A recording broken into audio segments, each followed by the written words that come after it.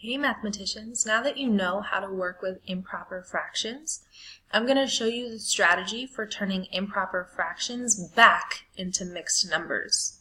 Now you might be asking yourself, if I went through all the work to turn a mixed number into an improper fraction, why would I turn it back?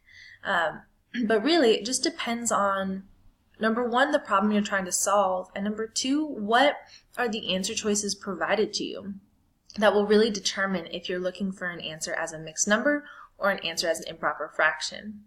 In the real world, we use both. It just depends on the situation. So let's look at a strategy. So if you'll remember, the way we got this this improper fraction was to do two steps, a multiplication and an addition. So we're basically just going to go backwards here. Instead of multiplying, we're going to divide and see how many wholes are hiding inside this fraction. So I like to use an acronym called tie the bow. And this is what my 5th grade teacher taught me. So it stands for a few things. So T stands for top. So the top number is 46. The I stands for inside. So top is going to go inside of a division house, okay? The opposite of multiplication is division, so that's what we're going to use to turn this back into a mixed number. Okay, so top goes inside. Oops. The B stands for bottom.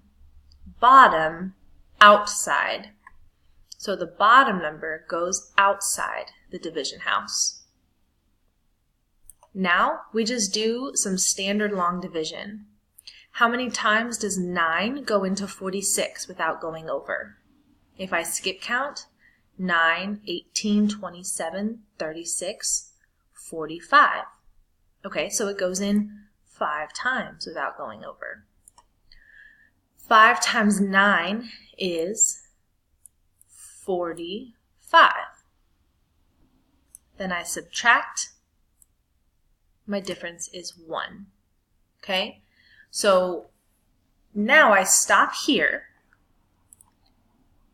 And I'm going to show you the very special way to read this answer that will give you your mixed number back. So you start here, 5. That is 5 wholes. Then you do a big swoosh. 5 and 1/9.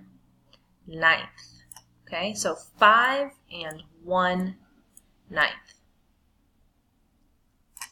All right, and there you have it. There are 5 wholes inside this fraction with 1/9 left over. Let's quickly do one more fraction just to see it one more time. Why don't we say the fraction 13 thirds. Okay, so if I use tie the bow, top number goes inside the division house. The top number is a 13, so it goes inside. Bottom goes outside, so 3 is on the bottom. And then I just do standard long division. 3 goes into 13 4 times without going over. 4 times 3 is 12. I subtract to find the difference, and I read it in the very special way that mathematicians would learn how to read this. 4 and 1/3. 4 and 1/3. And there you have it. There are 4 wholes hiding inside 13 thirds with 1/3 left over.